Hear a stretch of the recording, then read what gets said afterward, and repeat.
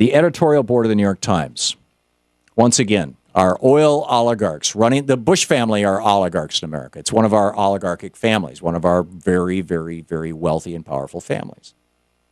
Prescott Bush helping finance Hitler up to and including after we entered World War II against Hitler. Franklin Roosevelt chose not to put him in prison, but he could have when Prescott Bush was at Brown Brothers.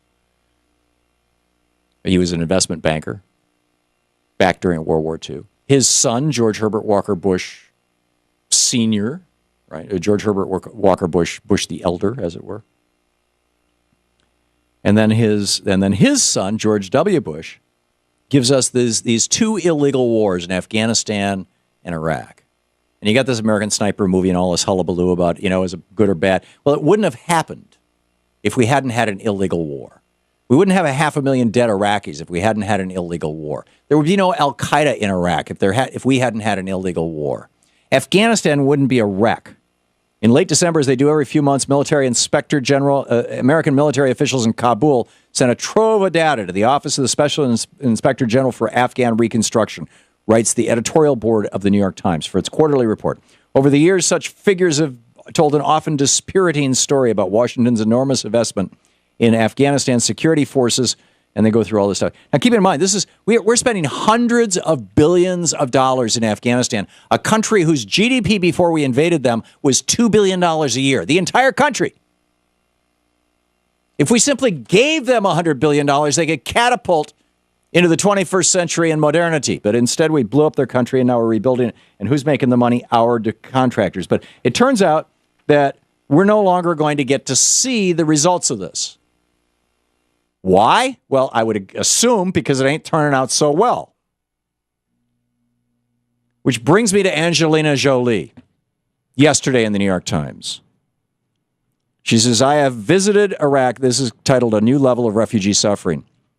This is why George W. Bush should be in the docket in The Hague, charged with war crimes.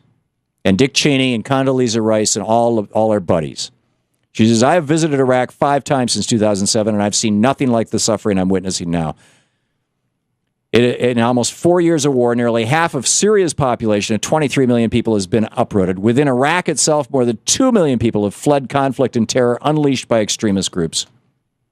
What do you say to a mother with tears streaming down her face who says her daughter is in the hands of the Islamic State, ISIS, and that she wishes she were too? Even if she had to be raped and tortured, it would be better than not being with her daughter. What do you say to the 13-year-old girl who describes the warehouses where she and the others lived and would be pulled out 3 at a time to be raped by the men? When her brother found out about it, he killed himself.